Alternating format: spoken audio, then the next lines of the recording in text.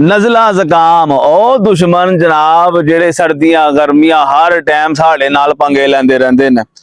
ਉਹ याद करो वेला जिले निके होंदे अम्मी सानू कहंदी सी कि पुत्तर सर्दी च बाहर ना खेड ते तैनूं ज़ुकाम हो जाना ते असी उदों बनदे ही शाहरुख खान हैं ते जनाब खेड के जिले ज़ुकाम लवा लेना ते फिर सोचना कि हाय दुनिया जहान दी सारी बर्बादी साडे नक च वड़ गई है। सियाणे कहंदे ने कि पाला बच्चियां दा साला जवानां दा भाई ते बुढ़ियां दा जवाई। जनाब इधरों ज़ुकाम शुरू तो समझो फिर जंग शुरू। ज़ुकाम के दौरान बंदे नूं अपना नक नहीं बल्कि नलका ही लगता जिहड़ा जनाब इथों पानी निकली जान दिया।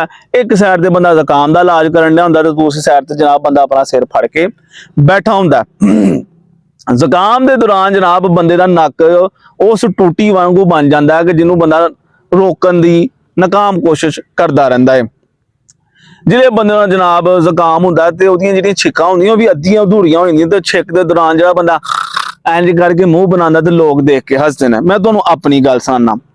उस दौर च जनाब ये पुरानी गल है, मैं कॉलेज च काम करता रहा तो जनाब पैंट शर्ट मैं पाई होए तो ज़ुकाम मैनू बड़ा शदीद किस्म का आया है। नज़ले ना नक भरे दा ते रुमाल मेरे को है कोई नहीं, मैनू आई छिक मैं कोनी अगे की इंज करके छिक मारी है। बाहर जुले मैं ध्यान मारा तो सारी बांह जनाब सींड नाल भरी दी है। मैं क्या इस तो पहले कि किसी को पता चले दौड़ो जाके जनाब इतों सींड ते साफ करो। की ख्याल है? अद्धी अधूरी छिक समझ लो इंज ही है जिवें फिल्म के क्लाइमेक्स च बत्ती चल जे। ज़ुकाम के मामले च जनाब जो महारत निक्के न्याणे नूं हासिल है ना, वो किसी नूं हासिल नहीं है। अक्सर उन्होंने जनाब है जो उतला बुल हुंदा सींडल नाल भरिया हुंदा, जिहड़ा बंदा उहनां नाल वेखदा जनाब ते ओहदा दिल खराब होण दिया।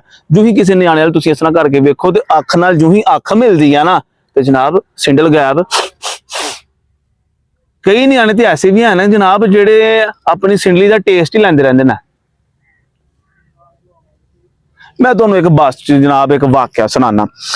बुढ़ी एक ने एक न्याणा चुके दा जनाब झोली च पाए दा ते न्याणे दी सिंडली वगन डी है।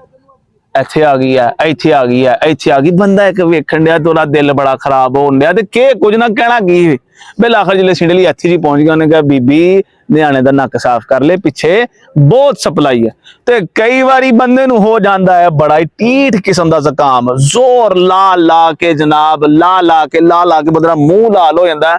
पर उन्हें कहा मैं नहीं निकलना, वो नहीं निकलता। तो जे निकलता ही निकलता तो जनाब उंगलों नूं ऐसा लपटाउंदा कि उंगलों तो भी नहीं लथदा। ऐसा किस्म का ज़ुकाम हुंदा। आम तौर पर साडे माशरे च एक गल मशहूर है कि ज़ुकाम की दवाई नहीं खानी तो यह जम जाता है। मुझे गल सही भी है। अक्सर जनाब असीं ज़ुकाम की दवाई खाने ज़ुकाम का आराम आए या ना आए, एक गल है बंदा कहता मैं जादू करा, क्योंकि हर टाइम तो बंदा हवा च हुंदा ते नज़ला ते ज़ुकाम इकट्ठे हो जाते। इंज लगता है कि जनाब एक मैदाने जंग है तो दुश्मन के मुकाबले च मैं कल्ला खलोता इंज करके अजीम उल शान शहनशाह, इस तरह की सूरत हाल बन जाती है।